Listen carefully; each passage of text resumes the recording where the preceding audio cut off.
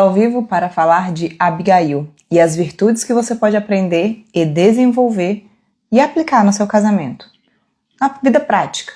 Não só no seu casamento, na sua vida, na sua maternidade, mas principalmente quando a gente tem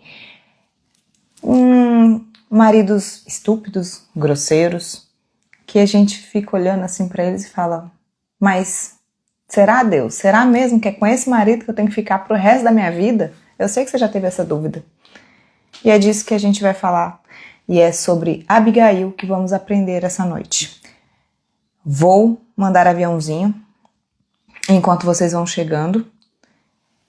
E você que vai chegando, mande aviãozinho também. Cadê? O Instagram ainda não me avisou aqui na outra conta que eu cheguei. Aqui, avisou. Pode ir. Ficou muito bom o enquadramento. Muito obrigada, meu bem. Boa noite. Quem faz o enquadramento pra mim é o meu marido. Do celular dele. E quem vai chegando? Natália já tá aí. Eu vou mandar o link da live lá no grupo Lapidando Mulheres. Agora mesmo. Vou compartilhar com vocês uma situação. A live da semana passada e a dessa semana eu não tô me vendo. É muito difícil fazer live sem estar se vendo, sabe? Eu acho muito difícil.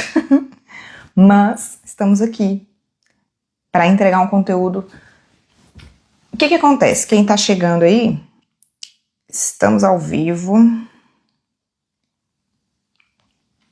Quem tá chegando aí, deixa eu explicar o que acontece. Essa é uma live semanal, toda quinta-feira às 8 da noite, por volta das 8 da noite eu tô aqui para trazer um estudo profundo, aprofundado sobre uma mulher da Bíblia, um grande nome que se destacou de alguma forma. E aí o que a gente faz? A gente extrai os ensinamentos daquela história aplicando para nossa vida, porque aquele tempo foi aquele tempo da Bíblia foi o tempo da Bíblia. Agora, no hoje, como a gente pode aplicar no nosso casamento hoje? Principalmente, eu gosto de trazer exemplos práticos para o nosso casamento, porque eu falo com mulheres casadas. E a maioria dos casamentos estão precisando de ajustes. E esses ajustes podem vir da gente, começar por nós. E aí eu queria saber se meu áudio tá bom, se vocês estão ouvindo bem, tá? Se tá bonito. Tá vendo meu cenário? Meu marido que providenciou pra mim. Eu tenho uma poltrona nova, eu tenho um quadro que ele pregou na parede. E eu já começo falando que meu marido era Nabal. Purim. Quem que era Nabal? Marido de Abigail. E toda minha leitura e a parte do texto, todo o ensinamento que eu vou trazer aqui, né, que eu extraí do texto bíblico, eu vou já lendo a Bíblia também, para você conhecer o texto na íntegra. Porque, uma curiosidade minha, quando eu tô ouvindo uma pregação e a pessoa começa a falar, né, eu fico assim, mas isso tá na Bíblia? Isso tá lá no texto? Eu tenho essa preocupação. Então, como eu tenho essa preocupação, eu gosto de transmitir o que tá no texto. E aí, quando eu tô viajando, quando eu fico assim, eu acho que pode ter sido assim, eu vejo o cenário assim, a minha percepção, eu falo que é a minha percepção. Mas o que tá no texto, está no texto. E hoje vai ser 100% Bíblia. Bíblia.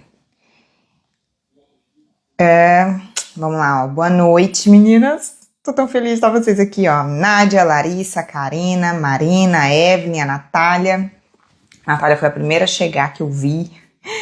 Muito obrigada pela presença de vocês aqui. Pra mim são 1h25 da manhã. A gente fica acordada até mais tarde para eu poder fazer essa live, porque é importante pra mim. É importante pra mim o estudo que eu faço e o aprendizado que eu tenho. E é importante pra mim transbordar isso para as mulheres que estão sedentas em busca de aprendizados sobre como evoluir espiritualmente, emocionalmente.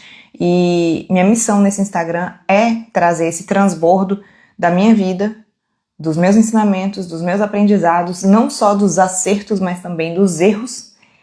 Quem vem acompanhando as lives, eu não nego os meus erros, eu dou luz para eles, eu falo deles e como que eles me prejudicaram. E se se eu puder acelerar o seu processo de deserto, se eu puder trazer para você um atalho para você não precisar passar pelos erros, se você só aprender com os acertos e seguir, também já é muito gratificante. E aí eu quero convidar você que está aqui a mandar um aviãozinho para pelo menos mais 5 mulheres. 5 mulheres casadas. 5 mulheres que acabaram de se separar. 5 mulheres que estão noivas.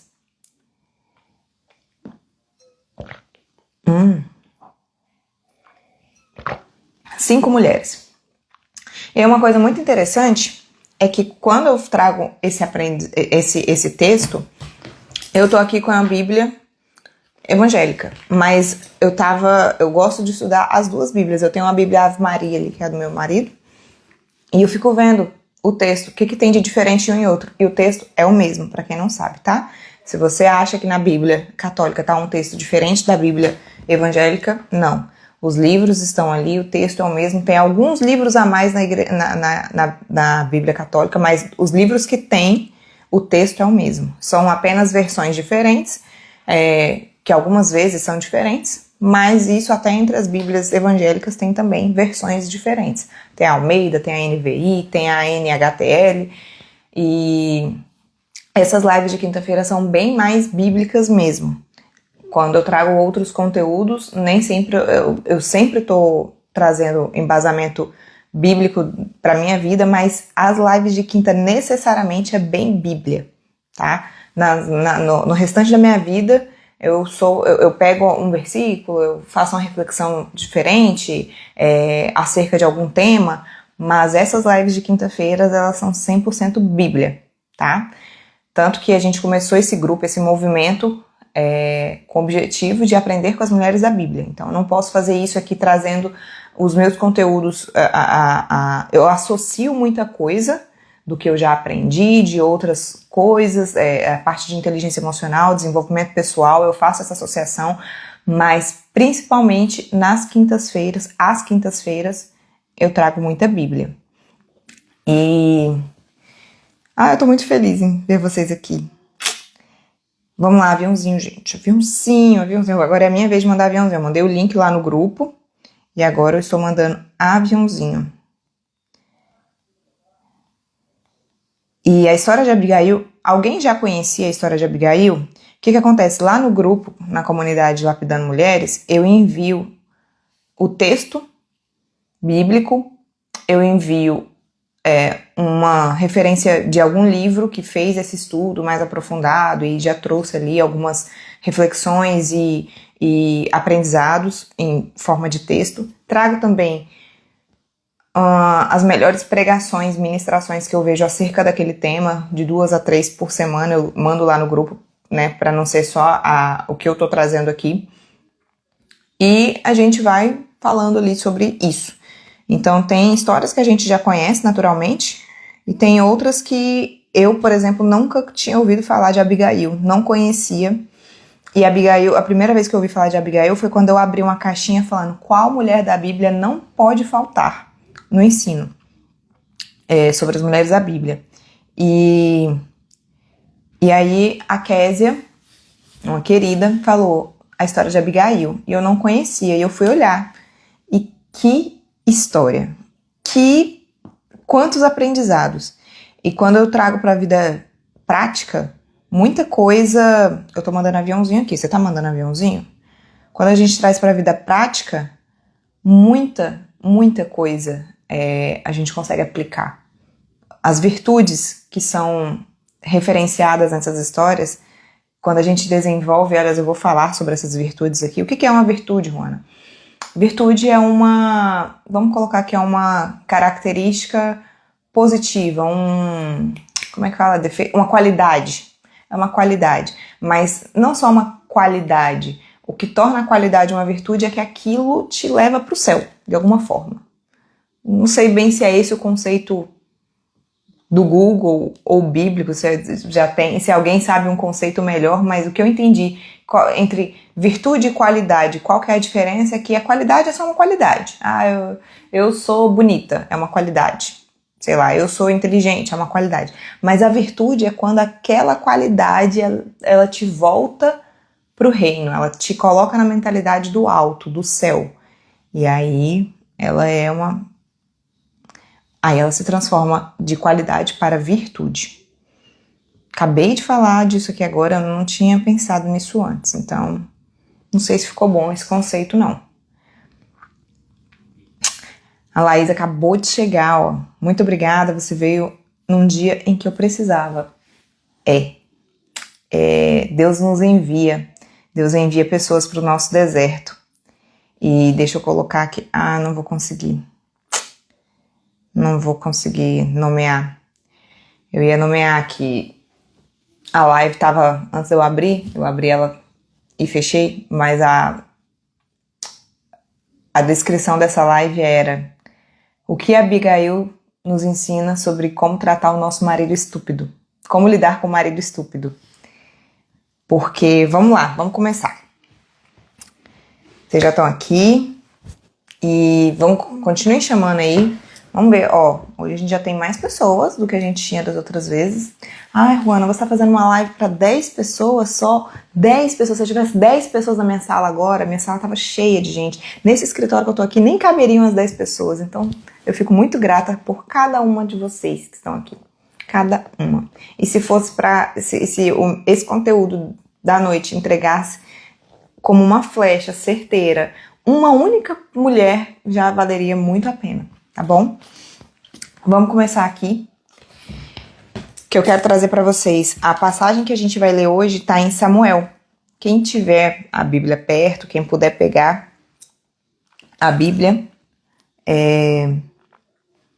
vamos lá. Está em Samuel, 1 Samuel, capítulo 25, começa no versículo 2, tá?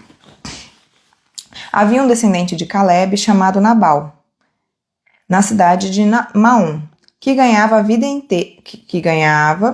a vida na cidade de Carmelo.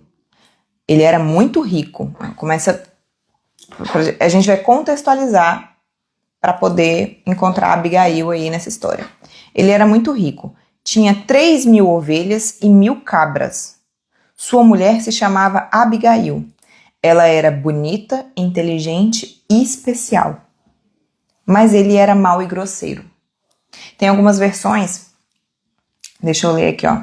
Tem algumas versões, eu tenho um aplicativo que mostra as várias versões. Ele era muito rico, tinha 3.000 ovelhas e 1.000 cabras. Isso tá em todas as versões. Agora, a descrição dele e a descrição dela, eu quero focar bem nessa primeira parte para vocês irem entendendo. Ela era bonita e inteligente, mas ele era mau e grosseiro. Essa é uma das versões. A outra era: Abigail era sensata e formosa, porém seu homem era duro e maligno em todo o seu trato. Abigail era uma mulher inteligente e bonita, e o marido, porém, era rude e mau em suas ações. Abigail era uma mulher bonita e inteligente, mas Nabal era um homem rude e perverso em tudo o que fazia. Abigail era uma mulher bonita e inteligente, porém o homem era duro e maligno em suas obras. Em todas as versões, Abigail era uma mulher bonita e inteligente. Em algumas delas, ela era especial. Você é uma mulher bonita, inteligente e especial. Eu sou uma mulher bonita, inteligente e especial. Você é uma mulher bonita, inteligente e especial. Independente do marido com quem você se casou, independente da história que você viveu, independente dos pais que você teve, da criação que você teve, da sua família de origem, das coisas que você ouviu na sua infância, independente do que te disseram ao longo da sua vida, você é uma mulher bonita, inteligente e especial. Se você ainda não se comportou como tal até hoje, a partir de hoje eu quero lançar sementes no seu coração para que você se aposse das características de uma mulher bonita, inteligente e especial. Bonita você já é. Você é bonita. Mesmo porque, vamos lá. Eu não tenho aqui agora um desenho que minha filha tenha feito. Mas a minha filha direto faz, né, uns desenhos pra mim e me mostra. Se eu falar que aquele desenho tá mal feito, tá com o rabisco torto, tá com a pintura grosseira, torta, não tá bem feito. Minha filha tem 4 anos, vai fazer 5 agora. Se eu ficar falando isso pra ela, você acha que vai ser legal? Não vai ser legal. Não vai ser legal. Toda vez que você se deprecia, você tá falando pra Deus que o que ele fez não é legal. Pra minha filha, quando eu olho pro desenho dela, eu falo que o desenho dela é lindo, é maravilhoso. É a obra de arte dela. Você é uma obra de arte de Deus. A sua assinatura vem direto do alto. Então, quando você olha pra si, se deprecia ou não enxerga em você a beleza que existe, quando você não enxerga a beleza que existe em você, de dentro para fora, quando você não enxerga a inteligência que ele já ativou na sua configuração original, e nisso a gente aprendeu nas primeiras lives, que a gente falou de Eva, da formação do ser humano, da formação da mulher, das características que ela vem carregada na configuração original, você é bonito, inteligente e é especial. O texto diz na Bíblia que Deus já sonhou com você muito antes da fundação do mundo. Então, independente se o seu marido não reconhece isso, se os seus pais não reconhecem isso, se você ainda não reconhece isso, você é bonito, inteligente, especial. Tá bom? Aí, vou contextualizar aqui, para eu não precisar ler uma parte grandona que tá aqui, é o seguinte, qual que é a história? Na região de Carmelo, aí, inclusive é daquela região que vem as Carmelitas, que é um movimento católico. As Carmelitas, elas se reuniam para adorar a Deus de uma forma que não cabia na caixinha do catolicismo daquela época. Elas falavam em línguas, elas tinham uma forma diferente de adorar do que a forma convencional da época. E elas foram muito perseguidas, tá? Depois a igreja veio a reconhecer, de fato, este movimento. Tanto que o Frei Gilson é do movimento carmelita. Isso é só uma curiosidade aí para você. Mas lá naquela região de Carmelo morava Nabal, que era um homem muito rico. Ele era um homem de posses, né? Um homem que o pessoal conhecia pelos seus bens. E ela, Abigail, era esposa deste homem. E a Bíblia fala que ele era mau e grosseiro, que ele era rude, que ele era perverso, que ele era maligno em suas ações. E aí, Nabal também, logo depois, no discorrer do texto, fala que Nabal é o significado para tolo. Em algumas traduções, insensato. Desprovido de inteligência. Mas a gente não sabe se esse nome foi dado a ele pelos pais ou se ele ficou conhecido assim pelas pessoas. E aí fixou esse nome Nabal. Isso é também uma outra curiosidade, tá? Não se sabe de onde veio esse nome dele, se de fato foi um nome, porque Nabal significava naquela época tolo, insensato. Então, ele era conhecido dessa forma. E o texto também traz que ele era um homem que bebia, então imagina, ele devia viver embriagado. Mas ela era casada com este homem. E, como um homem muito rico, estava na época dele, como é que fala aqui? Ele estava na época de cortar a lã das suas ovelhas. Ele tinha 3.000 ovelhas. E estava na época dele cortar as ovelhas. Em algumas versões está toscanejar.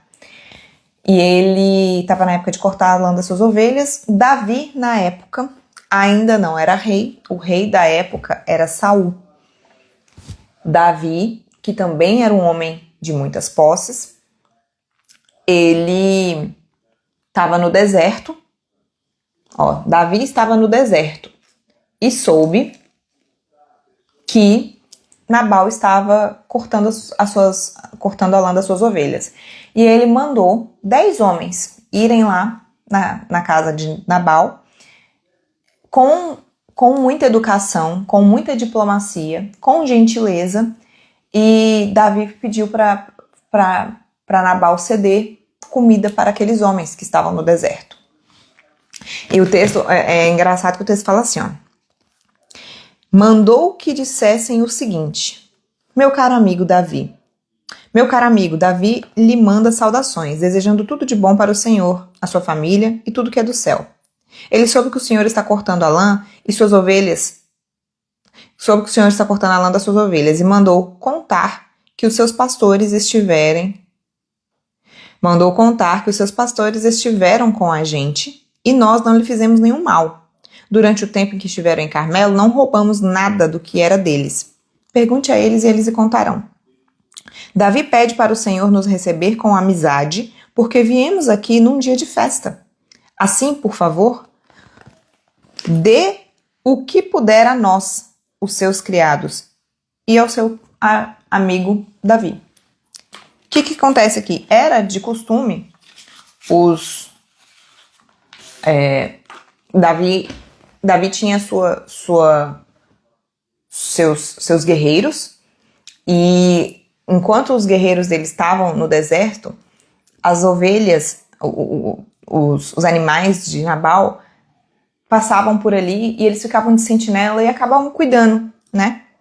E eles não roubaram, não mataram, não pegaram nenhum, não fizeram nenhum mal. Davi sabia de quem era, estava tudo bem. A gente está aqui nessa mesma região, nesse território, mas nossos homens não vão atacar. Só que agora que a gente está precisando, né? A gente teve boa fé, vamos fazer a política da boa vizinhança ali.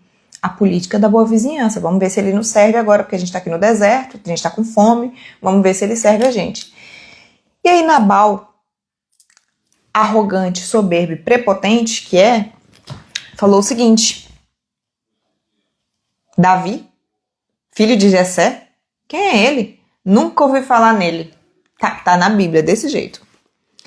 Hoje em dia, há muitos escravos que fogem dos seus donos. O meu pão, a minha água e os animais que eu matei para dar aos meus empregados, eu não darei a homens de que eu nem sei de onde vieram. Nabal nem quis.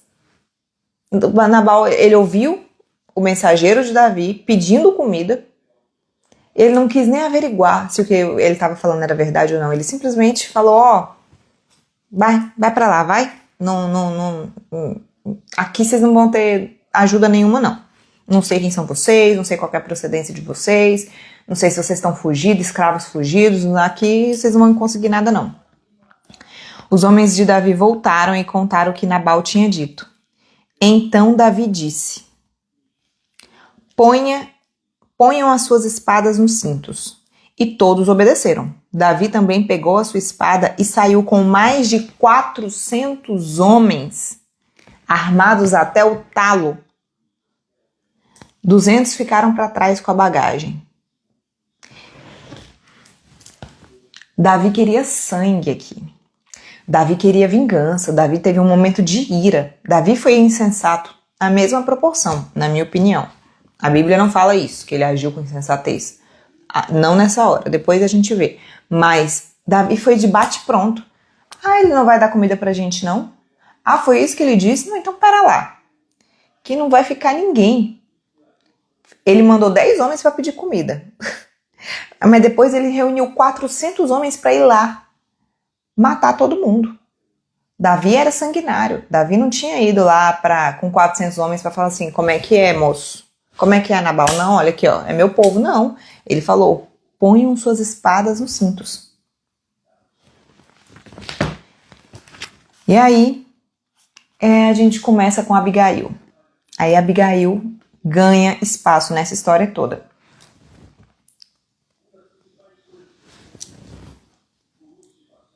Um dos empregados de Nabal olhou aquela situação toda, de Nabal negando comida para Davi, para os homens de Davi.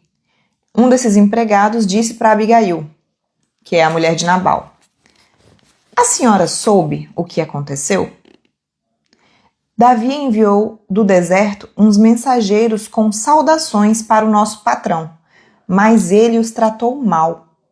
No entanto, eles têm sido muito bons para a gente. nunca nos incomodaram e durante todo o tempo em que tivemos com ele nos campos, eles não roubaram nada do que era nosso. Eles nos protegeram dia e noite, todo o tempo em que estivemos com eles tomando conta dos nossos rebanhos. Pense nisso e resolva o que fazer. Isso poderá vir a ser um desastre para o nosso patrão e toda a sua família. Ele é tão mau que ninguém pode falar com ele.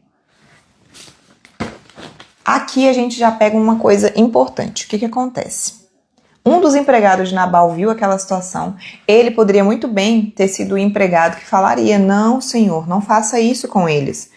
Eles, esses homens nos protegeram, nos cuidaram nos campos enquanto a gente estava com o nosso rebanho. Era o mínimo que podia fazer era servir esses homens, era dar de comida para eles. Era o mínimo. Mas esse empregado olhou a situação, não falou nada, porque aqui no final ele fala, ele é tão mau que ninguém pode nem falar com ele. Ele não confrontou, ele foi lá na Abigail. A Abigail não estava nessa cena, porque ele perguntou, a senhora soube o que aconteceu? Então a Abigail não sabia de nada, mas ela ouviu o empregado. Ela teve primeiramente a sabedoria de ouvir. Ela ouviu ele falando, e para ele ter ido falar com ela, olha só, ele termina falando o seguinte: pense nisso e resolva o que fazer. Isso poderá vir a ser um desastre para o nosso patrão e toda a sua família. Para esse empregado ter falado assim com ela, ele já sabia que ela poderia ser alguém que resolveria o assunto. Primeiro, que ela não era uma tapada. Ela não era uma mulher omissa, ela não era uma mulher calada, ela não era uma mulher sabe aquela mulher que a pamonha, que não adianta falar nada para ela que ela não sabe como resolver nada? Esse empregado sabia disso. Ele sabia a quem recorrer. Ele sabia que se tinha alguém que podia reverter aquela situação, era Abigail. Ela já era conhecida ali entre os empregados por ser uma mulher sensata. Isso, para mim, fica muito claro nessa primeira parte. E ela teve a humildade de ouvir aquele empregado. Ela ouviu o que ele disse, ela deu ouvidos e agiu conforme aquilo que ela podia ter falado: não, ele sabe o que faz. Ah, não, se meu marido teve essa atitude, ok, paciência, vamos ver o que vai acontecer. Mas não.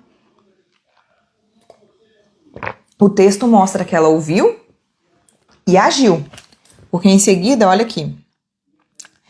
Então Abigail pegou depressa 200 pães, 2 odres cheios de vinho, 5 ovelhas assadas, uns 17 quilos de trigo torrado, 100 cachos de uva passas, 200 pastas de figos secos, e pôs tudo sobre os jumentos. E então disse aos empregados: vão na frente que eu vou logo atrás. A primeira virtude da Abigail foi ouvir. E ela ouviu porque quem falou com ela já sabia que ela era uma mulher sensata. No mínimo, o próprio texto já começa. Ela era bonita, inteligente e especial. Por ela ser conhecida, e a gente é conhecido não pelo que a gente fala que a gente é conhecida pelo que de fato a gente faz. Então, as pessoas te procuram para resolver problemas, as pessoas te procuram para reverter situações de conflitos. Essa é a primeira chave. Se você é procurada para resolver problemas, resolver conflitos, é porque você é conhecida por ser uma pessoa sensata, uma pessoa sábia, uma pessoa que tem jogo de cintura, gerenciamento de crises. Você tem um governo sobre as suas ações, sobre o cenário. Essa é a primeira virtude, ela é reconhecida dessa forma, porque ela age como tal. A segunda virtude. Pera lá. Vou acompanhando aqui nos comentários. Se alguém for falando alguma coisa nos comentários aí, eu vou acompanhar daqui. E aí, a segunda virtude. Então Abigail pegou depressa aquele tanto de comida, colocou em cima dos jumentos e agiu. E falou: vai na frente, que eu já estou indo. Ela é uma mulher proativa, uma mulher ligeira, ela não fica pensando, se lamentando. Ela podia ter ido lá e falado: Nabal, como é que você faz uma coisa dessa, Nabal? Pelo amor de Deus, e e blá blá blá, e tererê. Nesse caso, ela não tinha tempo para fazer isso. Nesse caso, ela precisava agir rápido. Ela sabia que precisava agir rápido. A gente só sabe que precisa agir rápido e sabe como agir se a gente desenvolve as nossas virtudes. Se a gente está atenta. Ela ficou atenta. Ela estava atenta. Ela está o tempo inteiro atenta aqui no texto. Ela agiu depressa. E aqui ainda fala o seguinte. Porém, não contou nada ao seu marido. Ela teve uma estratégia naquele momento para agir. Não tinha tempo para ela contar pro marido. Até porque para contar pro marido, ela ia ter que conversar com ele, Ela agiu com proatividade, com agilidade, com rapidez. Esse depressa tem a ver com a gente não ficar panguando, a gente não ficar esperando, ai meu Deus, e aí, o que vai acontecer? Às vezes o nosso casamento tá se desfazendo pouco a pouco, assim ó, todo dia a gente vê uma coisinha a mais, e aí a gente fica pensando, nossa, o que fazer? Eu já não aguento mais esse cenário, eu já não aguento mais, eu já não aguento mais isso, eu já não aguento mais aquilo, nossa, eu falo e ele não ouve, eu falo e ele, então comece a agir diferente. Se o que você estava fazendo até agora não funcionou, não tem funcionado, comece a agir diferente e rápido. É rápido a nossa ação para combater, para fechar a brecha, para fechar a porta errada que está aberta. Ela não precisa ficar esperando, não, eu vou ficar esperando o próximo passo, não, eu vou esperar mais um pouco, não, eu vou esperar. Se as coisas estão acontecendo de forma errada, se você está vendo que está desalinhado, que está desajustado, que está emaranhado, haja depressa e com sabedoria. Depressa e com sabedoria, com sensatez. Ouve o que seu marido fala do casamento. O que seu marido fala por aí? Para ele, quando ele vai brincar, essas brincadeiras com os amigos. Nossa, casamento, quando a gente está no casamento, é igual piscina fria. A gente entra e fala que tá quentinho pros outros trouxas virem também. Ele faz esse tipo de piadinha depreciativa? Porque isso pra mim é um homem tolo, tá? Um homem que é tolo, um homem que faz piadinhas pejorativas acerca do casamento ou da sua mulher, ele é um homem tolo, ele é um homem insensato, ele é um homem burro. Mas, como você lida com isso? Você fica resmungando? Você fica esperando alguma coisa mudar? Ah, se ele tomar uma atitude, aí eu vou me motivar para mudar também. Quando foi a última vez que você fez um café da manhã bonito pro seu marido, com a mesa bonita, uma mesa posta? Quando foi a última vez que você fez a comida preferida dele? Quando foi a última vez que você vestiu uma lingerie bonita e foi lá e surpreendeu, ao invés de ficar esperando ele te procurar? Porque um monte de reclamações que eu ouço é, nossa, já tem 2 meses que meu marido me procura. E você foi lá procurar ele? Por quê que é só ele? Ah, não, mas por que é só eu também que tenho que fazer isso? Eu que tenho que fazer tudo, a mulher que tem que fazer tudo. Porque ele tá sendo tolo. Se você continuar agindo no reflexo dele, você vai agir com tolice também. Entende? Então, vamos lá. Deixa eu ver quem é que tá na live aqui.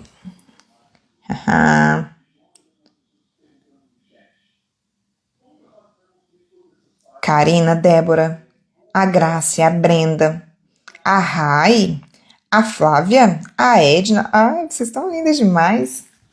Vão falando aí nos comentários o que vocês estão achando. Vê se tá falando com você de alguma forma. Vê se tá fazendo sentido. Vê se você tá começando...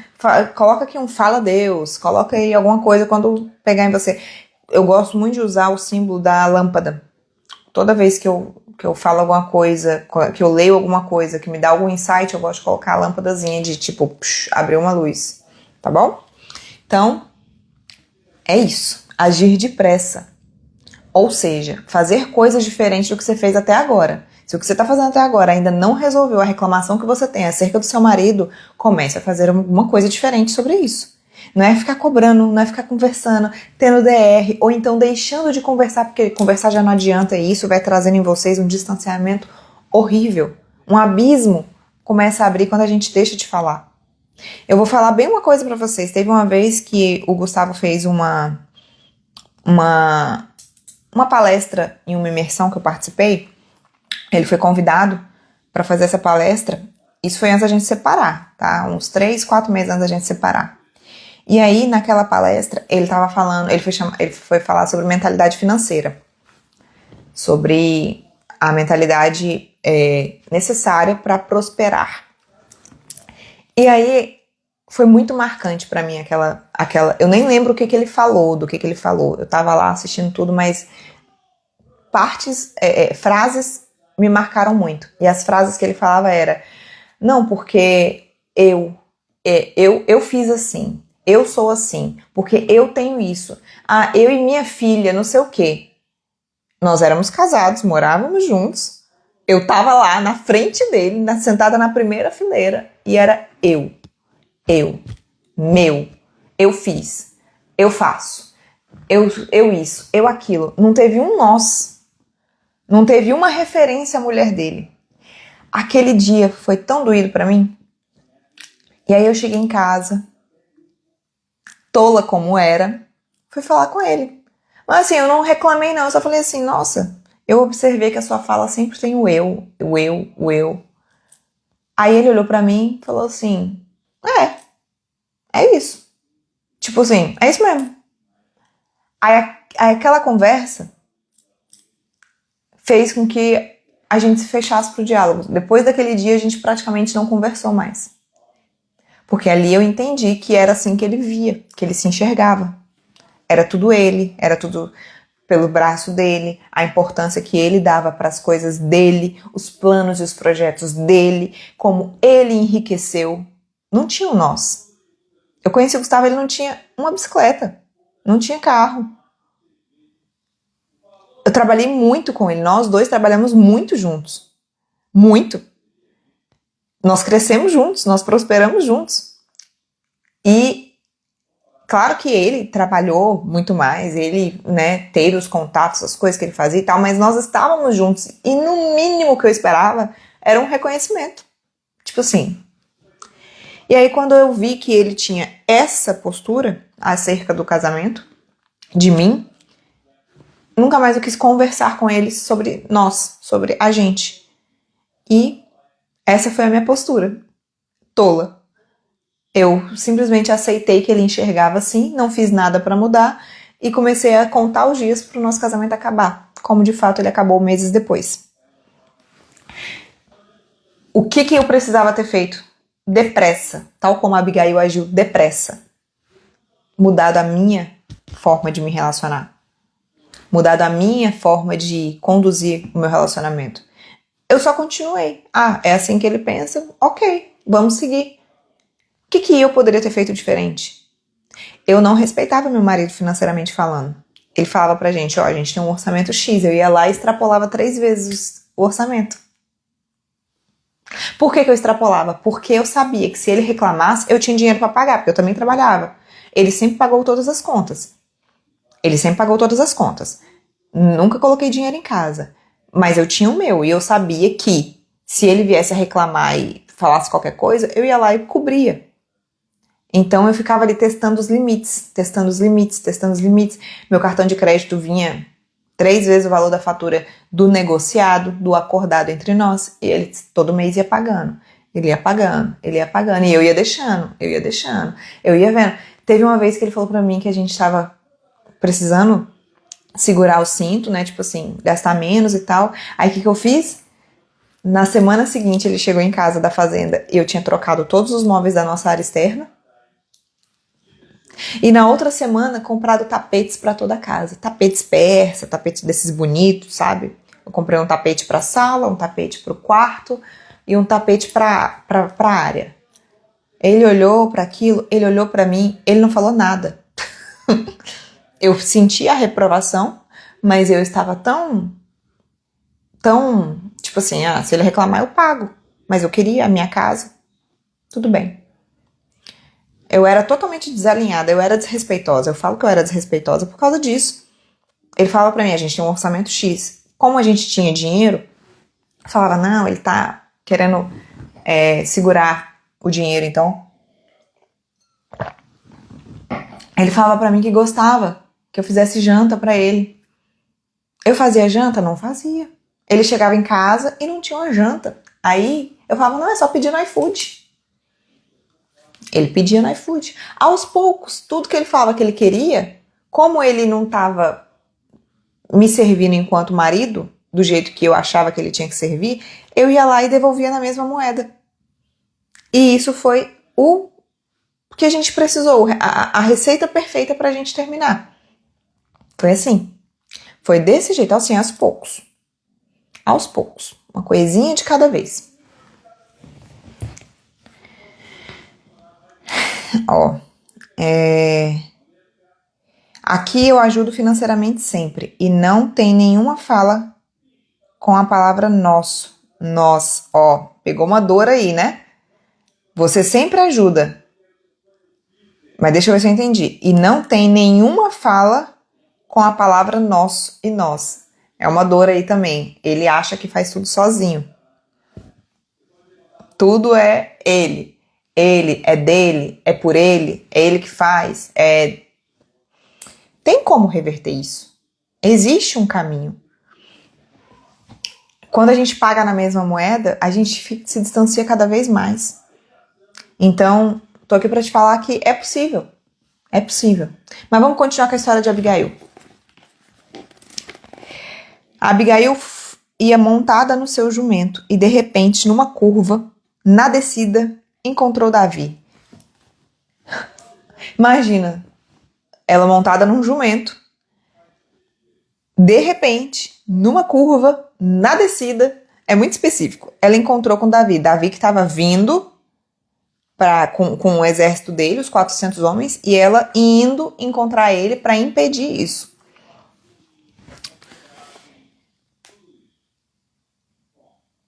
Davi tinha pensado assim: de que me adiantou proteger a propriedade desse homem aqui no deserto? Nós não roubamos nada que era dele. E é assim que ele me paga com a ajuda que eu lhe dei?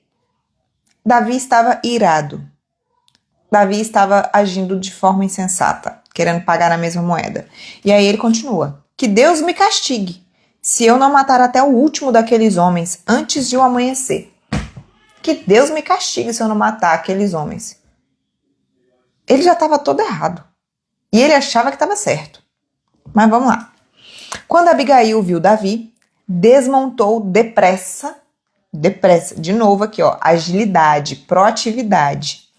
Desmontou depressa, ajoelhou-se diante dele, encostou o rosto no chão, aos seus pés, dizendo, imagina, né, ela ali, ó, curvada, numa posição de humildade. Humildade. Por favor, Senhor, escute-me. Eu sou a culpada. Esse aqui eu não tinha anotado, não. Acabei de ver aqui, ó. Eu sou a culpada. Por favor, não dê atenção a Nabal, pois ele não vale nada. Ele é exatamente o que seu nome quer dizer, um tolo. Eu mesma não vi os rapazes que o Senhor mandou. Foi o Senhor Deus quem impediu que o Senhor, que o Davi, se vingasse e matasse os seus inimigos.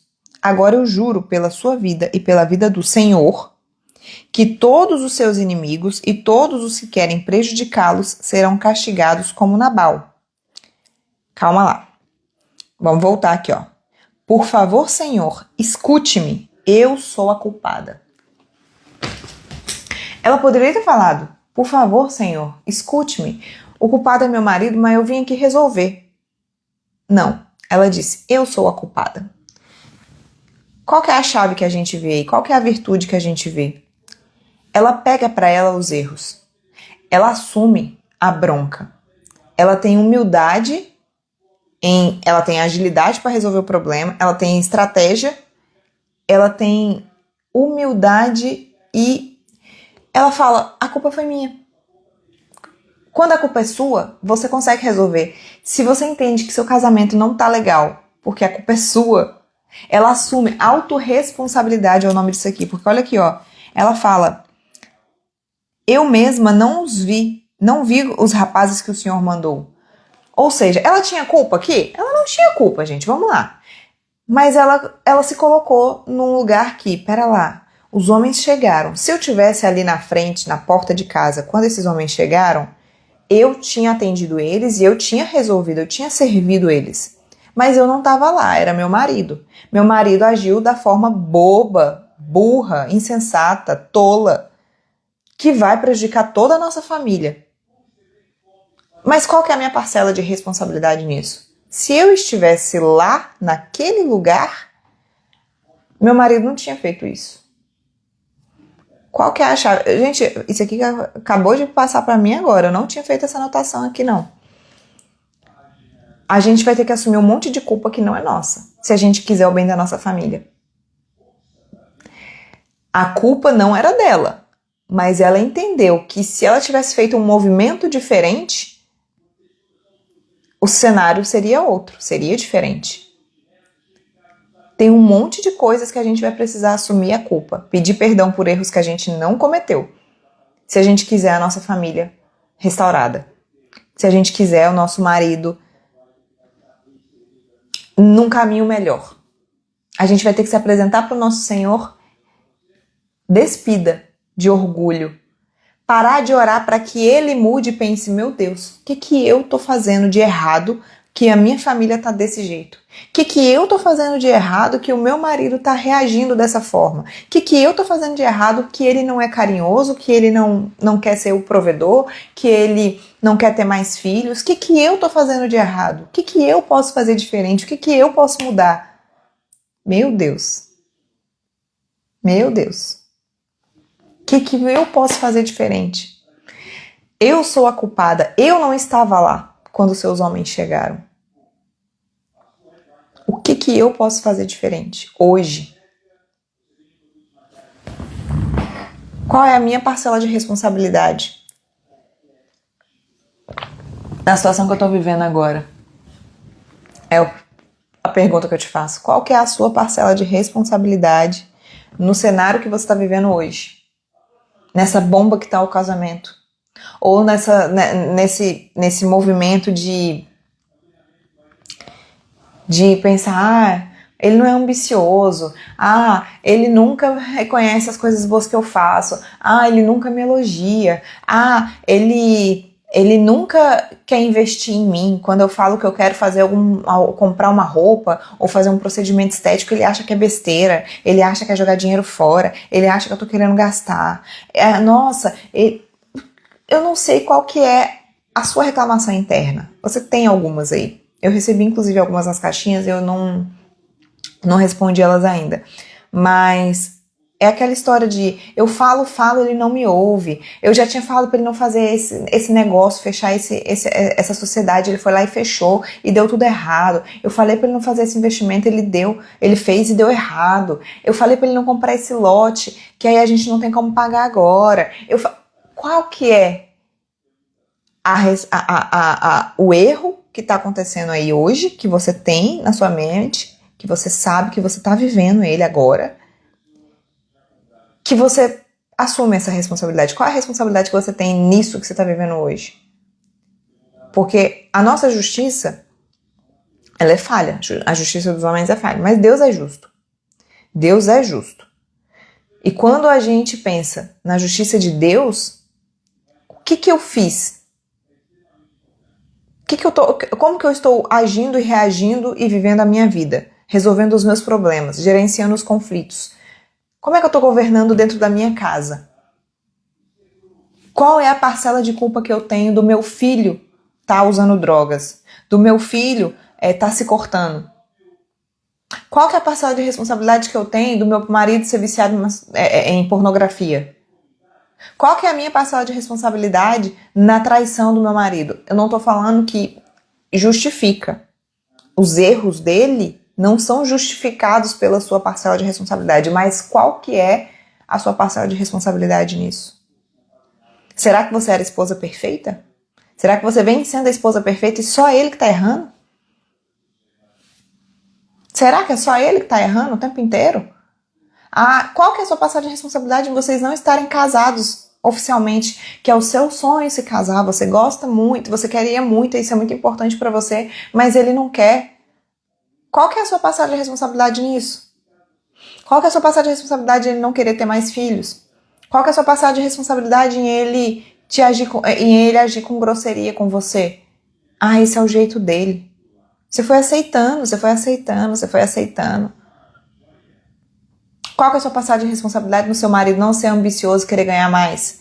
E aí o dinheiro que vocês ganham, que ele ganha hoje, não permite ele ser o provedor único e você tem que arregaçar as mangas e trabalhar também, porque ele não é ambicioso o suficiente para querer ganhar mais. Então, se você quiser comprar um negocinho diferente, um negocinho a mais, você tem que ir lá na luta, trabalhar.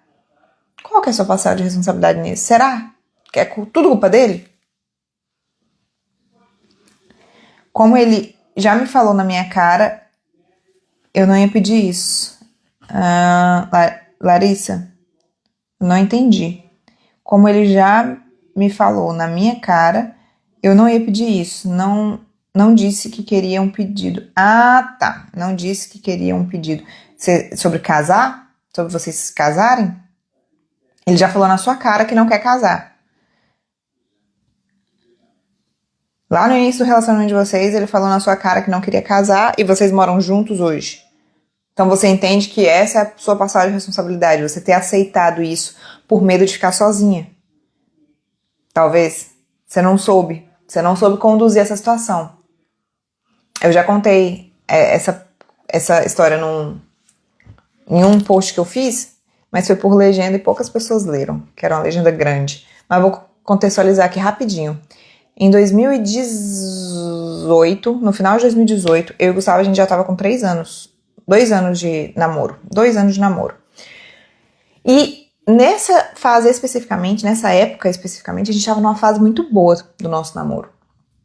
Muito feliz, a gente tava trabalhando muito e tal. Eu tava fazendo a minha primeira formação em coach na época. Eu tava dando muito treinamento e tudo.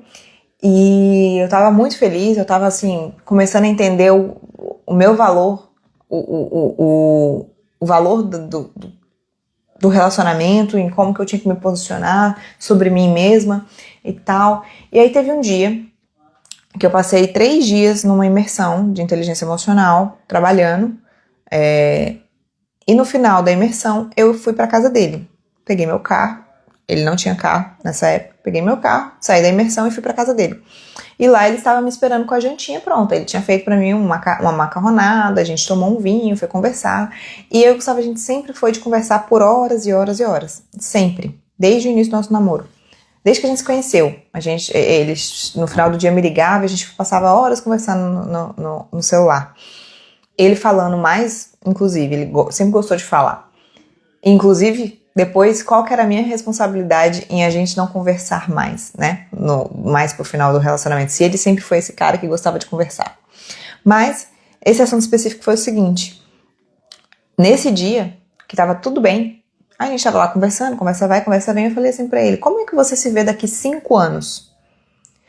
Como você se vê daqui 5 anos?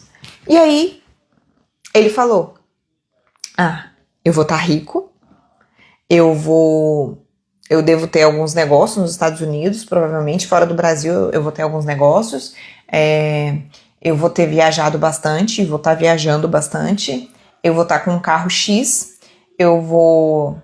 E foi falando, eu. Aí eu olhei pra ele, um futuro promissor. Mas e nós? Aonde que eu tô no meio disso? Aí ele olhou pra mim assim, a gente vai estar namorando. Aí eu fiz as contas. Bom, a gente já tá 2 anos juntos, daqui 5 anos a gente vai estar namorando. Ele falou só namorando, não vamos estar pra casar nem nada. Aí eu falei, olha, com 30 anos eu já quero estar casada. E daqui 5 anos eu vou ter mais de 30 anos. Daqui 5 anos eu quero estar tendo pelo menos meu primeiro filho. Falei pra ele. Aí ele olhou pra mim, aí ele começou a perder o brilho, sabe? A gente tava conversando super bem, a conversa tava super legal, e aí, quando foi chegando nessa parte, o brilho dele começou a sumir. Aí ele olhou assim e foi ficando pausado em falar. Aí ele começou a falar devagar, e aí ele falou: eu não me vejo me casando em 5 anos. Aí eu, tá, e você se vê se casando em quanto tempo?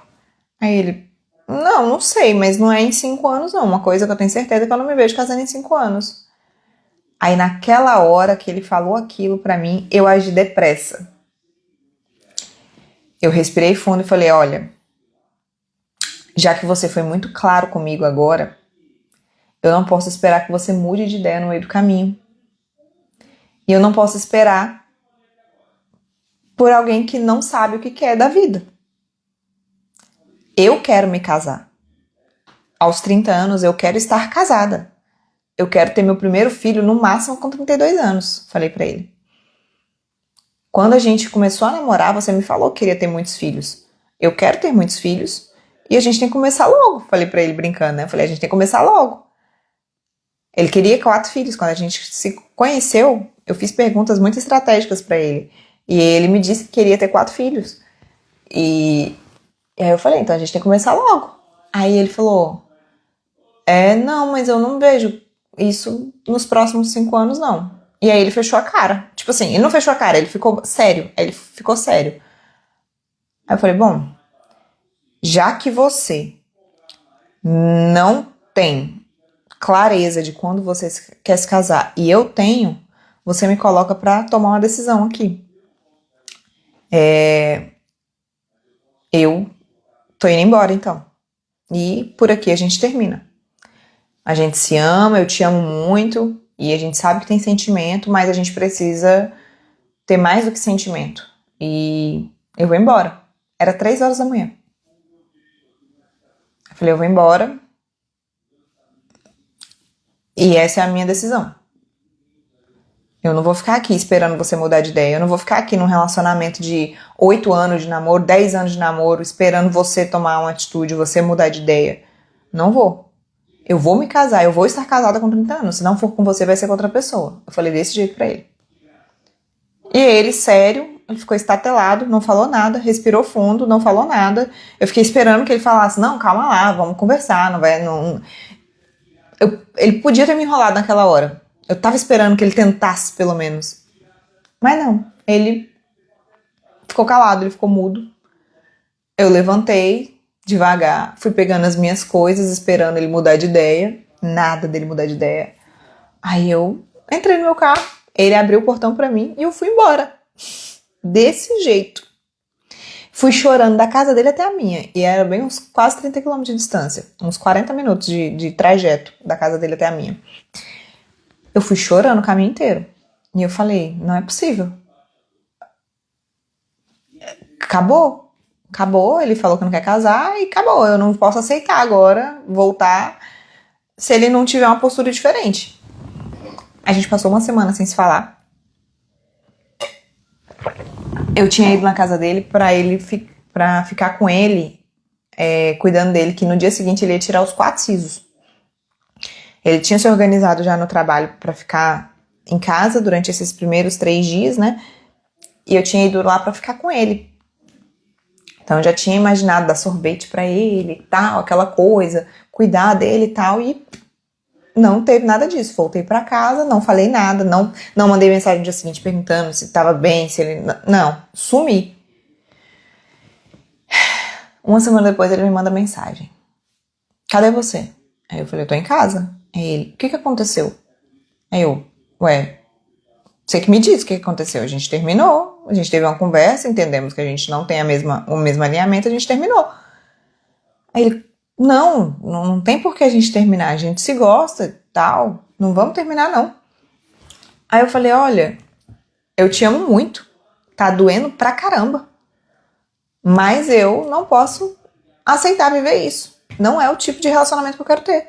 O homem que tá comigo, ele tem que ter certeza que ele vai se casar comigo, que ele quer se casar comigo.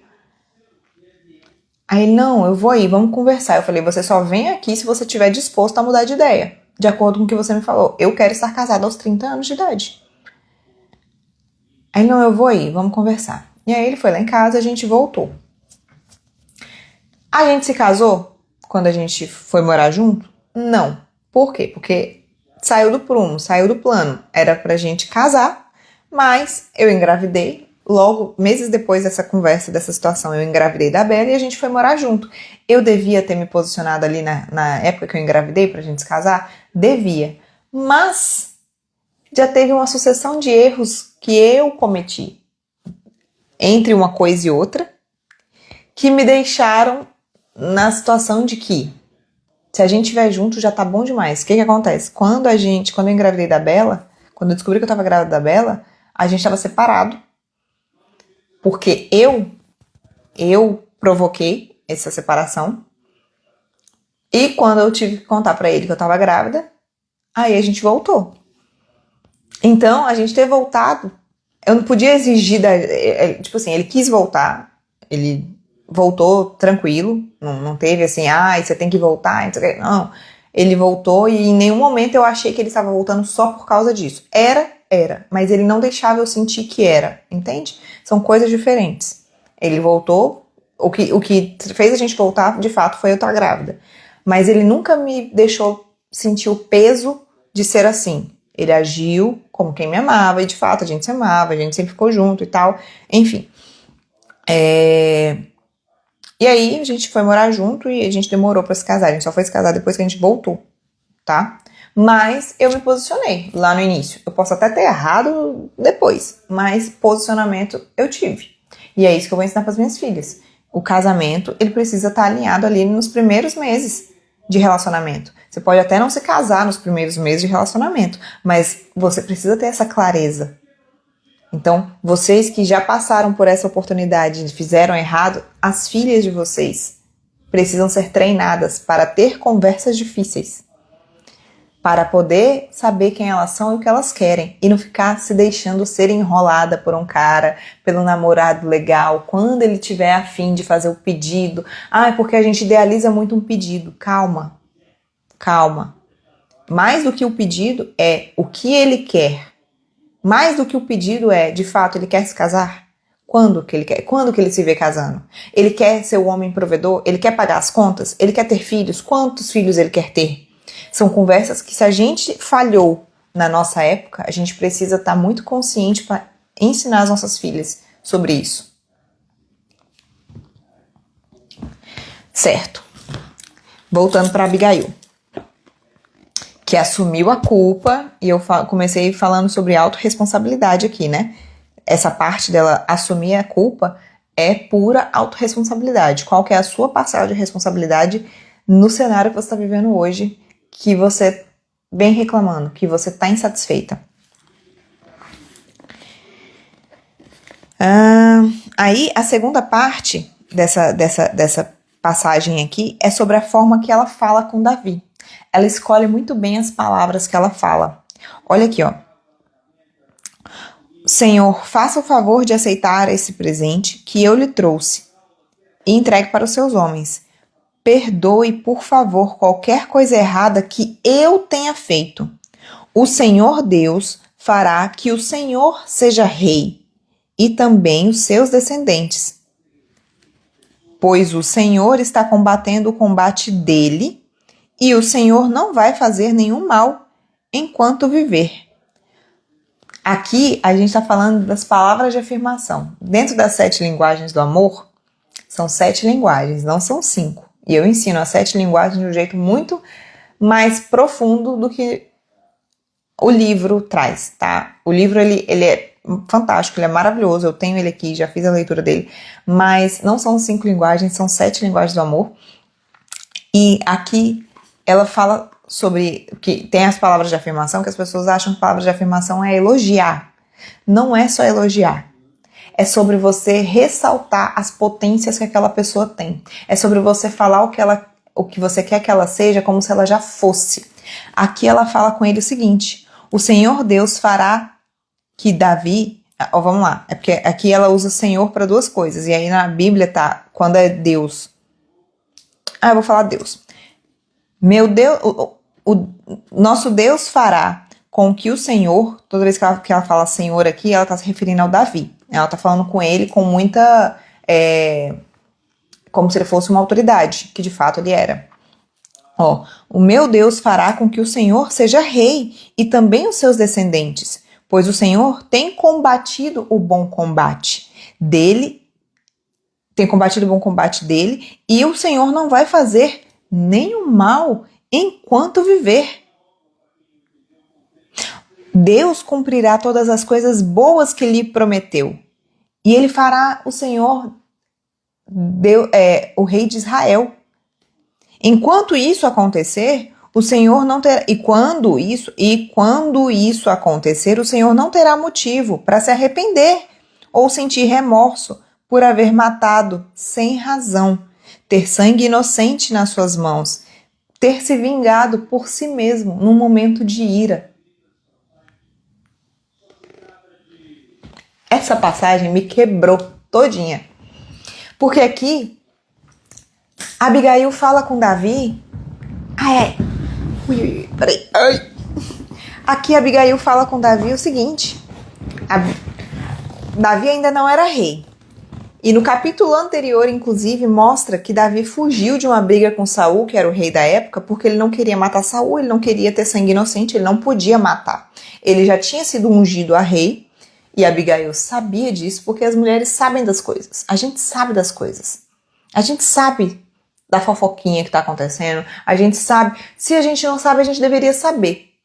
A gente deveria sim saber mais de política. A gente deveria sim saber mais de economia. A gente deveria sim saber mais das coisas que estão acontecendo fora da nossa casa, fora do nosso umbigo. Ali, Abigail sabia que Davi já tinha sido ungido a rei. Ou Deus falou para ela, ou ela soube pelo que as pessoas comentavam naquele lugar. Ali ela sabia. E Davi já tinha fugido, já tinha abrido mão de se vingar de Saul. Davi era sanguinário. E ele já tinha fugido de uma briga com Saul no capítulo anterior, porque ele não queria ter sangue nas mãos. Mas no momento de ira, Davi agiu com ira, pegando seus 400 homens para ir acabar com Nabal e todos os homens de Nabal. E aí ela chegou para ele e falou assim: não convém ao Senhor, que será rei, ter sangue inocente nas mãos. Que o Senhor te abençoe, porque quando o Senhor se tornar rei de Israel, o Senhor não terá do que se arrepender. Aqui, ó. E quando isso acontecer, o Senhor não terá motivos para se arrepender ou sentir remorso por ter matado sem razão. Era uma briga, era uma ira, era um motivo tolo. Era um motivo tolo ele pegar 400 homens para matar todo mundo porque Nabal recusou dar suporte para os seus 10 homens que tinham ido lá. Ele estava num momento de soberba, de orgulho. Ele estava todo errado também. Ele foi um reflexo. A tolice de um homem gerou a tolice de outro homem. Ok, mas foi uma mulher que resolveu o problema dela, do Davi. Ela resolveu o problema dela, do marido e do Davi. E salvou um monte de vida inocente. Porque ela teve responsabilidade. Às vezes você não precisa salvar o mundo inteiro, você só precisa salvar a sua família. Você só precisa salvar a sua família falando pro seu marido como você acredita que ele é um bom homem, como você se sente segura pela forma que ele age, ainda que ele não faça, ainda que ele não haja, ainda que ele ainda não seja aquela pessoa que você gostaria que ele quer, mas você percebe lá no fundo que ele tem condições de ser. Ele pode ser mais romântico, ele pode ser um provedor, ele pode ser um homem que te traz segurança espiritual, emocional, financeira. Ele pode ser esse homem. Comece a falar dele como se ele já fosse. Comece a falar com ele como se ele já fosse, ao invés de reclamar dele para as amigas, ao invés de reclamar dele para a mãe, ao invés de reclamar dele para os filhos. Tem um monte de mulher tola reclamando do marido para os filhos. Você acha o quê? Que seu filho vai fazer o quê? Ele vai ficar do seu lado? E qual é o ganho que seu filho tem com isso? Abigail sabia falar. Ela sabia conduzir. Mas mais do que isso, ela sabia falar com o homem, indo lá no calcanhar de Aquiles deles, trabalhando o ego dele, trabalhando a vaidade, o orgulho, fazendo ele se enxergar tal como ele é. Tem uma passagem de Pedro. Pedro, quando ele lançou assim que Jesus encontrou com Pedro a primeira vez, ele falou para lançar a rede no mar, né? E aí ele pegou vários peixes e tal. E tem uma passagem que é pouquíssimo falada, que é quando Pedro sai do barco e vai chorar aos pés de Jesus falando: eu sei que o Senhor é o Messias e eu não sou merecedor. Eu sou pecador, eu sou falho, eu não mereço. Eu não sou merecedor. E aí Jesus olha para ele e fala: você é um pescador de almas. Pedro já era pescador de almas? Não.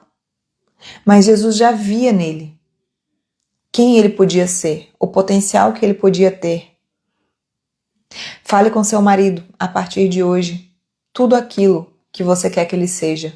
Mas não é pedindo para ele: você podia ser assim, você podia fazer aquilo, você podia fazer mais, você tem capacidade para fazer mais, para fazer melhor. Não. Haja como se ele já fosse. Fala para ele sobre... Começa a buscar repertório disso. Nossa, meu amor, é tão bom saber que nossos filhos têm um pai tão preocupado em educar e corrigir da forma certa. Eu fico tão feliz quando você corrige nossos filhos. Eu fico tão feliz quando você chega em casa e eu posso te oferecer um jantar. Parece bobo para quem não tem o costume de fazer, parece até robótico, parece falso, parece forçado. E no início talvez seja. Mas se você fizer todos os dias, você vai melhorando a forma de fazer, melhorando a forma de falar. Mas se eu fizer isso, ele vai achar que eu sou louca. Não interessa. Ele vai gostar de ouvir do mesmo jeito. Mesmo achando que você tá louca, porque aí tem uma coisa, porque aí é sobre o que ele pensa a seu respeito a partir da pessoa que você vem sendo. Não interessa o que ele acha de você. Começa a falar com ele como se ele já fosse aquilo que você vê nele. Aquilo que você vê nele. Muito importante esse entendimento no relacionamento. Muitas mulheres não têm. Não tem, nem sobre si, nem sobre o outro. Que as palavras de afirmação não sejam apenas elogios. Porque se for para ser elogio, você tem que esperar ele fazer algo bom para poder exercer. Não. Já faz, no mínimo. Cara, teve uma mulher que eu tava fazendo atendimento dela e ela me falou que o marido dela parou de beber. Que o marido dela começou a ir pra igreja e ele começou a mudar. Mas que não era suficiente as mudanças dele. Ela falou com essas palavras. Não era suficiente ainda. Ele ainda tinha muita coisa para mudar no jeito dele tratar ela. Aí eu falei pra ela: você consegue perceber como você tá ingrata? O pouco que ele faz, no seu caso aí, o pouco que ele faz, reconhece, porque aí dá vontade dele fazer mais. Mas no caso desse meu atendimento que eu tava fazendo, era muito já. Ele parou de beber porque ele se embriagava e perdia a noção. Ele parou de beber, ele começou a ir pra igreja, que era uma cobrança que ela sempre fazia. Ele começou a ir pra igreja com ela, ele se batizou. Mas ela falou, ela só focava naquilo que ele não tinha feito ainda, naquilo que ele ainda não fazia. E aí eu te pergunto, quais são as pequenas coisas que ele tem feito? Às vezes ele trabalha ali o dia inteiro e tudo que ele quer é ser reconhecido como um homem que trabalha o dia inteiro. Mas não, aí você só reclama que ele chega tarde do trabalho, que ele nunca tá com você, ele nunca tem tempo pra família. Não, reconhece o esforço dele. Reconhece ele acordar cedo para ir trabalhar todos os dias. Juana, mas eu também acordo cedo para ir trabalhar todos os dias. Ok, mas reconhece ele. Porque quem sabe de tanto você reconhecer os esforços dele, um dia permite-se que você não precise mais fazer esse mesmo esforço. Porque aí ele vai assumir as finanças e você vai assumir o lar e também vai trabalhar, vai fazer outras coisas, mas sem precisar ser pesado, como hoje talvez seja. Porque não vai ser por necessidade, vai ser por prazer, vai ser por propósito. Não vai ser aquele emprego ruim. Você vai poder escolher um emprego melhor porque ele está aguentando as pontas. Quem sabe? Se o movimento que você fizer não for intencional, estratégico, mirando naquilo que você quer ter, enquanto você estiver agindo pelo que você vê, você não vai conseguir chegar no que você quer ter. Se você é um reflexo do que você vê, se você ficar agindo de acordo com o que você vê, você não vai alcançar o resultado que você quer ter. Entende? Ele precisa ouvir, entender e crer que é importante. Sim, minha mãe tá aqui na live, gente. Minha mãe. Ele precisa ouvir que você reconhece os esforços dele. Ai, Juana, mas é o mínimo que ele tem que fazer, é o mínimo, ele tem que trabalhar. É o mínimo, mas reconheça o mínimo que ele faz. Porque se você não é fiel no pouco, sobre o muito, Deus não vai te colocar. Se você não reconhece o pouco que você tem desse marido com que você... Primeiro que ninguém te obrigou a casar com o marido. Abigail provavelmente não escolheu esse marido, tá? Abigail provavelmente não escolheu. Naquela época, as mulheres, até onde eu sei, não escolhiam não. Era o homem que chegava lá, escolhia e levava... Abigail provavelmente não escolheu esse homem com quem ela se casou. Ela foi escolhida e ela teve que ir. Mas você escolheu o marido com quem você casou, com quem você foi morar junto.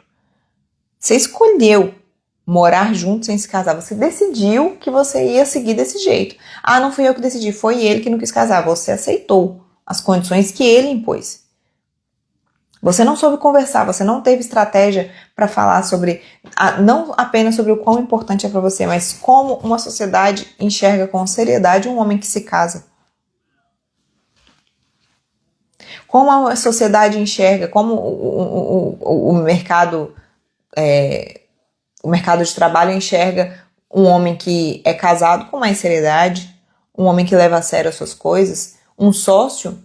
Uma sociedade costuma ter muito mais êxito num homem que é casado do que com um homem que é solteiro, por exemplo. Mas aí são coisinhas que você precisa começar a enriquecer o seu repertório para você poder colocar dentro da sua realidade essas palavras de afirmação. Ressaltar as potências que ele já tem, o homem que ele pode ser, o carinho que ele faz de vez em quando. Nossa, eu gosto tanto, meu amor, quando você é carinhoso comigo. Você não tá pedindo que ele seja mais carinhoso com você. Você tá falando que você gosta que ele seja carinhoso. Nossa, meu amor, eu gosto tanto quando você faz aquela comidinha. Às vezes ele faz uma comida uma vez por mês. Que ele gosta de fazer, não sei.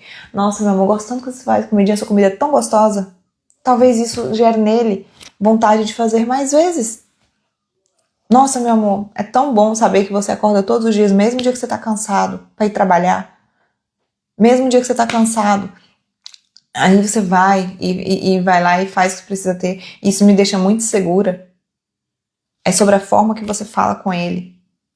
Enquanto você estiver cobrando dele, ele vai achar você uma chata. Ele vai achar que você não reconhece ele. Ele não vai querer ficar conversando com você. Ele vai ter menos prazer de voltar para casa. É a forma que você fala com ele. Vamos continuar. Ah, tem uma parte muito importante aqui, ó. Ela falou tudo aquilo pra ele.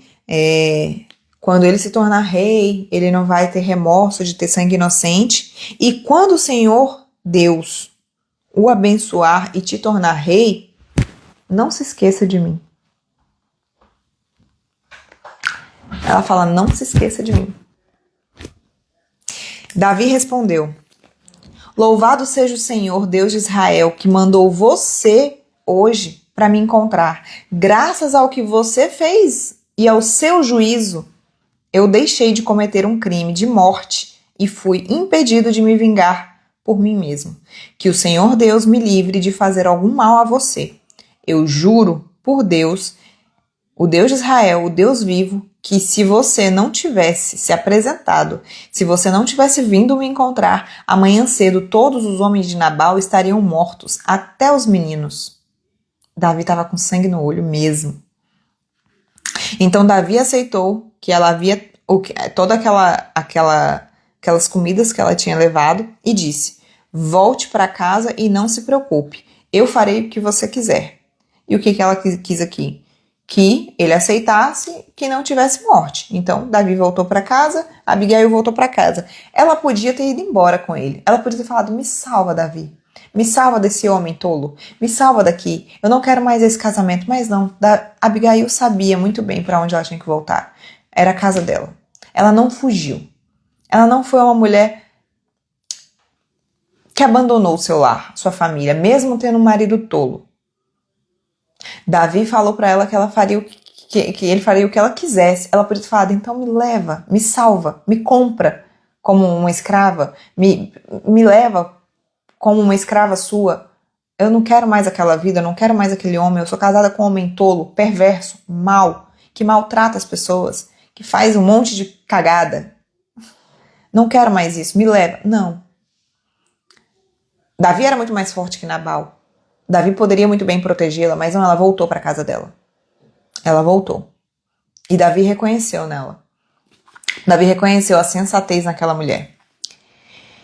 Abigail voltou para o seu marido, Nabal, que estava em casa, festejando como um rei. Ele estava bêbado e alegre. Ele não fazia ideia do que tinha acontecido, o marido dela. Ele não fazia ideia da palhaçada toda, da treta toda que ele tinha feito. E Abigail foi tão tranquila, fez as coisas e o marido dela nem ficou sabendo. Vê se não era um tolo. Tava bêbado, ele estava bêbado.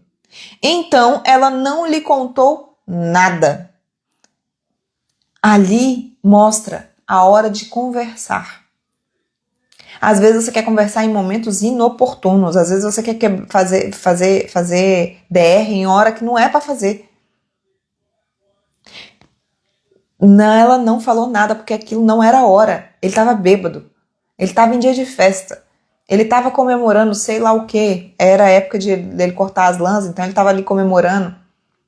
Ele nem tinha dado conta que a esposa dele não estava ali. Ele nem tinha se dado conta que tinha tido um movimento todo. Ela não chegou em casa falando assim, caramba, eu tive que ir lá resolver o que você fez. Pô, e você tá aqui bebendo? Às vezes você chega em casa e seu marido tá bebendo.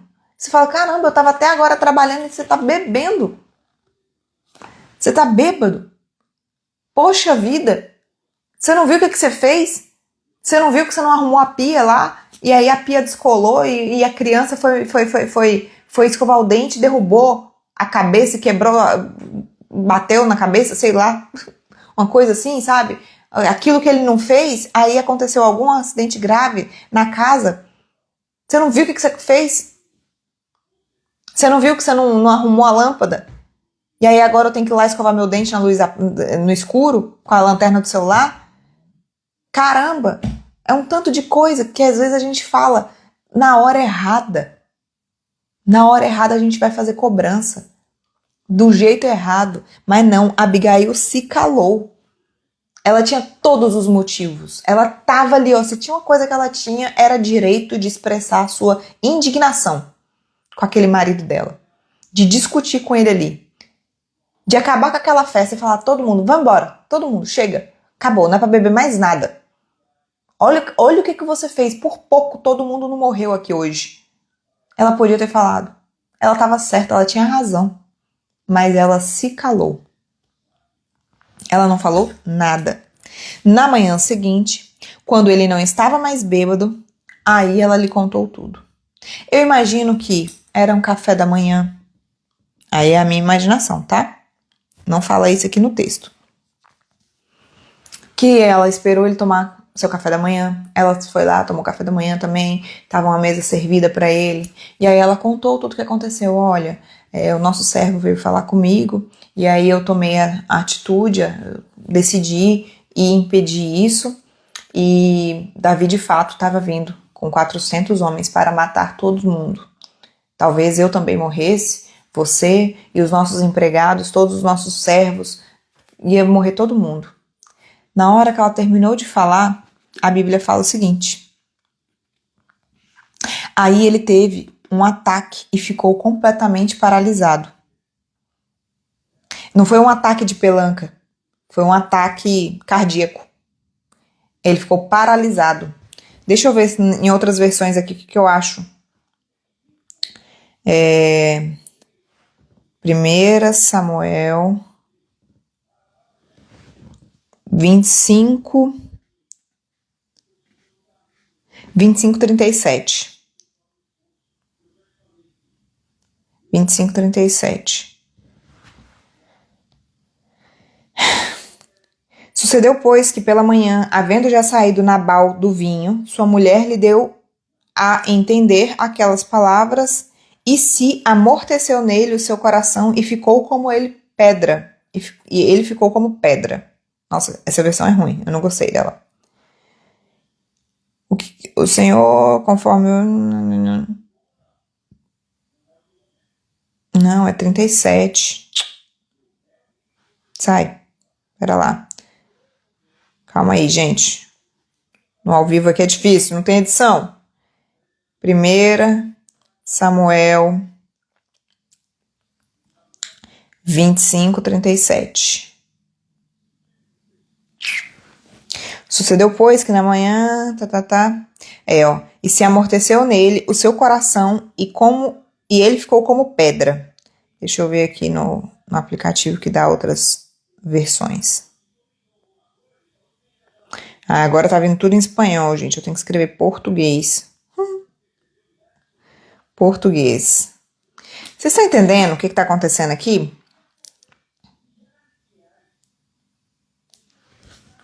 Ó. Sucedeu, pois, que pela manhã, estando Nabal já livre do vinho, sua mulher lhe deu a entender aquelas coisas. Não. Cadê? Tem uma versão que é... Vamos ver na NVI.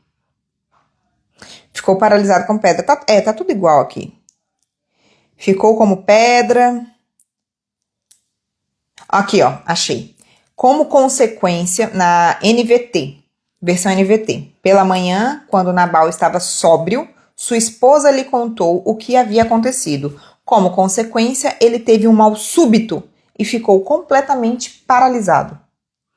Ele entendeu que era tão grave, o peso da realidade desceu sobre ele, ele entendeu que era tão grave o que tinha acontecido, que ia morrer todo mundo, que a mulher dele teve que resolver a situação, que ele paralisou. Ele ficou paralisado, de fato, ele teve um mal súbito. Calma lá, que a história de Abigail termina bem. Se você não sabe, a história dela termina muito bem. Ó. Uns 10 dias depois, a ira de Deus feriu Nabal e ele morreu. Abigail fez tudo certo. Abigail foi uma mulher honrada. Abigail agiu de acordo com princípios. Ela não traiu o marido dela. Juana, mas ela passou por cima da autoridade dele. Pera lá. Aqui, ela estava salvando vidas. Ela estava salvando, inclusive, a vida do próprio marido. Então, ela não agiu contra a vontade dele, passando pela vontade dele por capricho, porque ela estava querendo medir força, porque ela achava que ela era superior, que ela era melhor. Não, ela tinha um motivo muito claro. Salvar a vida do marido, salvar a família dela, salvar a vida das pessoas que trabalhavam para ela. Para ela e para o marido dela. Ela não passou por cima da ordem do marido dela à toa. Ela não deixou de ser submissa ao marido. Ela foi submissa primeiramente a Deus. E ela fez isso com honra. Ela fez isso com muita responsabilidade. Ela não foi uma mulher qualquer. Ela não foi uma mulher Carlão. Ela não foi uma mulher que passa por cima do marido. Não. Ela soube cada uma das coisas. Ela soube conduzir cada uma das situações. E ela honrou o marido dela dentro daquilo que ela fez. Mesmo chamando ele de tolo, porque tolo ele era, ela assumiu a culpa, ela reverteu a situação e Deus honrou essa mulher. Mas como que ele honrou tornando ela viúva? Porque naquela época ser uma viúva não era bom. Aquela mulher provavelmente não se casaria novamente. Viúvas geralmente não se casavam de novo. Ela ia se tornar uma viúva. E ia ficar à margem da sociedade. Viúvas naquela época não era uma coisa legal de ser. Mas Nabal morreu. E quando Davi soube que Nabal havia morrido, ele disse: louvem a Deus o Senhor, ele me vingou de Nabal, que me insultou. E assim livrou este servo, falando de si mesmo, assim ele me livrou de fazer o mal. Então Davi mandou a Abigail uma proposta de casamento. Davi mandou seus empregados irem buscar ela em Carmelo. Ele chegou lá e os empregados dele chegaram e falaram: Davi nos mandou buscá-la para que a senhora seja sua esposa. Eita glória! Ai, eu me arrepiei toda. Abigail se tornou esposa de um homem que veio a se tornar rei depois, um ungido de Deus. Um homem que reconheceu o valor que ela tinha. Um homem que percebeu a sensatez que ela tinha e agiu de acordo. Não, Deus não vai matar o seu marido. Não vai. Fique tranquila. Mas ele pode transformar esse homem. Essa aqui foi pra mim o fechamento de Abigail. Eu tô toda arrepiada. Gente. Quando eu cheguei nessa parte aqui, eu fiquei toda arrepiada. Eu falava, meu Deus do céu. Abigail foi honrada. Ela foi recompensada. Gente, o marido tolo morreu e o Davi pegou ela para ser esposa. E a Bíblia fala que Davi era um homem bonito. Davi foi rei. Ela foi uma de suas esposas. Ele teve acho que foram quatro esposas que ele teve. E ela foi esposa de um rei. E aí ela respondeu aos servos. Então Abigail ajoelhou-se e encostou o rosto no chão, naquele movimento, né? E disse: eu sou escrava de Davi e estou pronta para lavar os pés dos empregados dele. Ela se levantou depressa. Gente, depressa. Esse depressa sempre aparece com Abigail. Levantou depressa, montou o seu jumento e, acompanhada das suas 5 empregadas, ela foi, junto com os empregados de Davi, se tornar a esposa dele. Vou fechar a Bíblia. E vou caminhar para o fim aqui, que a gente já está há muito tempo falando. Se você fizer as coisas certas, se você começar a agir de acordo com aquilo que Deus quer, se você olhar para o seu marido e ver nele o próprio Deus e tratar ele como você trataria a Deus, por mais que ele esteja errado, por mais que ele não esteja merecendo o seu amor, o seu carinho, você servi-lo, se você começar a tratar esse homem desse jeito, em conexão com Deus, orando, jejuando, na presença, com estratégia, não é só orar e jejuar. Não é só orar e jejuar. Não é só pedir para Deus fazer algo diferente. É agir, é se movimentar e depressa. É ser proativa. Se você começar a fazer tudo de acordo com aquilo que Deus quer de você dentro do seu casamento para salvar a sua família, Deus vai transformar o seu homem como transformou o meu. O meu homem hoje, posso falar que meu homem foi Nabal e hoje ele é Davi. E eu sou esposa de um rei. Hoje, essa é a minha história. Por isso que a história de Abigail mexeu comigo de uma forma que eu não esperava encontrar isso. Eu não conhecia a história da Abigail. Eu conheci essa semana.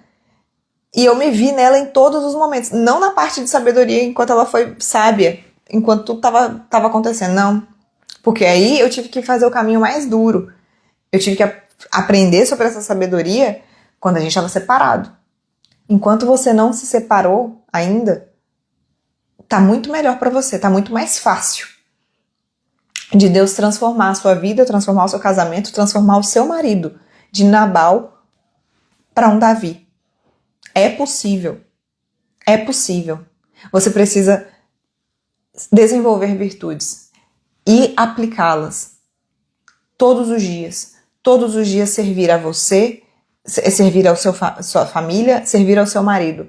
Isso é servir a Deus. É a primeira forma de servir a Deus.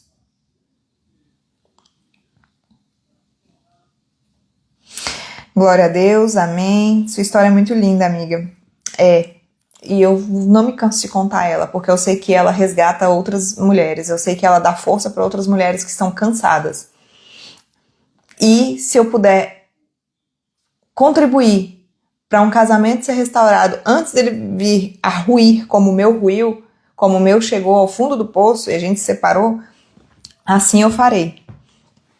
Mas Abigail teve a sua honra em Deus. Deus que cuidou de tudo. Deus matou o marido dela e Davi foi lá e tomou ela por esposa. Ela achava, quando ela falou Quando o Senhor se tornar rei, lembre-se de mim, ela falou para ele. Mas ali, eu imagino que ela jamais imaginava que ela pegaria o posto de esposa dele.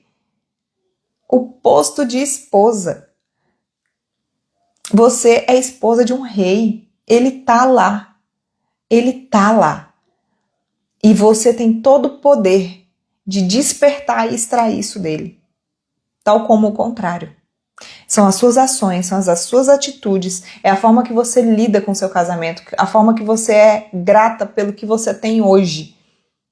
É com a sua sensatez, é com a sua inteligência, é com a sua estratégia, é com a sua intencionalidade que você vai extrair o rei que é o seu marido. Ele é um bom marido. E muitas esposas não conhecem os seus maridos até elas se tornarem boas esposas.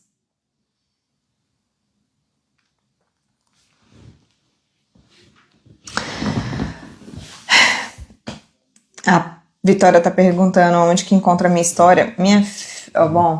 A minha história toda contadinha assim, eu acho que eu não tenho em lugar nenhum. Durante os conteúdos que eu trago, eu vou trazendo alguns trechos dela. A Kedma chorou quando ouviu na palestra. Qual foi a palestra, Kedma, que você ouviu contando a história? Gratidão pelo meu marido, gratidão pelo meu lar, sem esperar nada em troca. É isso, Larissa, é isso. É servir esperando ser reconhecida somente por Deus. É fazer a sua parte esperando ser reconhecida apenas por Deus. Só por Ele. E aí, aos poucos, isso vai transformar o seu ambiente. Isso vai fazer o seu marido olhar diferente. Isso vai constranger. O amor constrange. E quando eu amo, eu sirvo. Quando eu sirvo, eu toco o coração do outro. Mas isso só é possível se for de maneira genuína. Pelos motivos certos. Se o movimento certo for pelo motivo certo. Ai, gente. Debaixo do pé de abacate. Na palestra, um evento que eu fiz, que eu contei. Isso que eu contei só uma parte dela, eu acho, uma parte da história. Que eu tava falando sobre finanças no casamento. Eu acho que foi isso, nessa palestra, né, Kedma? Enfim, eu acho que eu trouxe aqui pra vocês, eu acho que eu cumpri. Eu explodi o prazo de novo. Vai dar 3 horas da manhã aqui pra mim. Pra você deve ser 10 horas da noite. Mas eu consegui, eu entreguei. Tô muito satisfeita com essa audiência. A gente começou a live com 7 pessoas, estamos em 17. E é a primeira vez que eu tenho tantas pessoas ao vivo numa live. Tô muito feliz com isso. Pode ser pouco para muita gente, mas para mim é muito. Já falei que se tivesse 17 pessoas aqui agora no escritório ou na minha sala, não ia caber, não ia ter lugar para sentar todo mundo, então eu fico muito feliz, tá? Foi isso. Agradeço por essa explosão.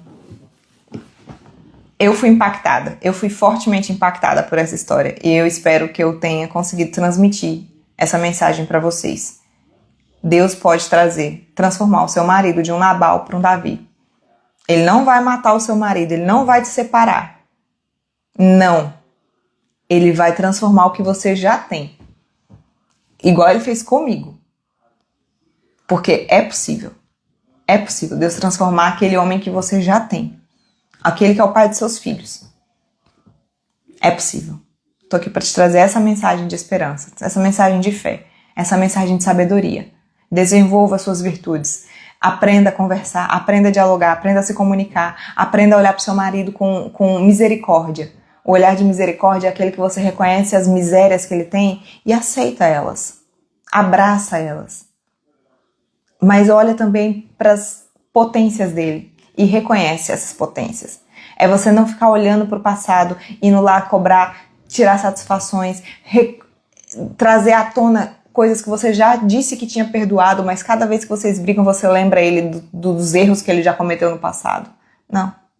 Você não vai ser mais essa mulher a partir de hoje. Você vai vestir a capa de Abigail e vai falar só daquilo que você quer viver. Das potências que o seu marido tem. Não das fragilidades dele. As debilidades dele. Não. é daquilo que ele é, tá bom? Eu vou levantar agora pra desligar a live. Sou muito feliz. Quem ainda não tá no grupo Lapidando Mulheres, entra, que a gente vai continuar por lá agora, o assunto, tá bom? Beijo, beijo, beijo, beijo, beijo.